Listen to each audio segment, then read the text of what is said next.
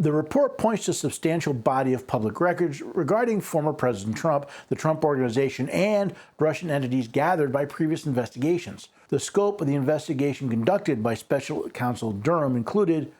was there adequate predication for the FBI to open the Crossfire Hurricane investigation from its inception on January 31, 2016, as a full counterintelligence and Foreign Agents Registration Act investigation, given the requirements of the Attorney General's guidelines for FBI domestic operations and FBI policies related to the use of least intrusive investigative tools necessary?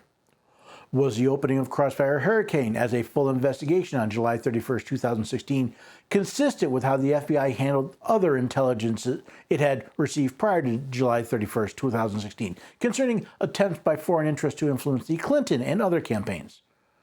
Similarly, did the FBI properly consider other highly significant intelligence it received at virtually the same time as that used to predicate Crossfire Hurricane, but which related not to the Trump campaign, but rather to a purported Clinton campaign plan to, quote, vilify Donald Trump by stirring up a scandal claiming interference by Russian security services, close quote, which might have shed light on some of the Russia information the FBI was receiving from third parties, including the Steele dossier, the Alphabet allegations, and confidential human sources reporting.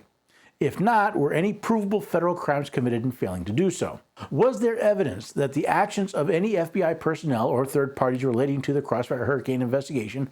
violated any federal criminal statutes, including the prohibition against making false statements to federal officials? If so, was that evidence sufficient to prove guilt beyond a reasonable doubt? Was there evidence that the actions of the FBI or department personnel in providing false or incomplete information to the Foreign Intelligence Surveillance Court violated any federal criminal statutes? If so, was there evidence sufficient to prove guilt beyond a reasonable doubt?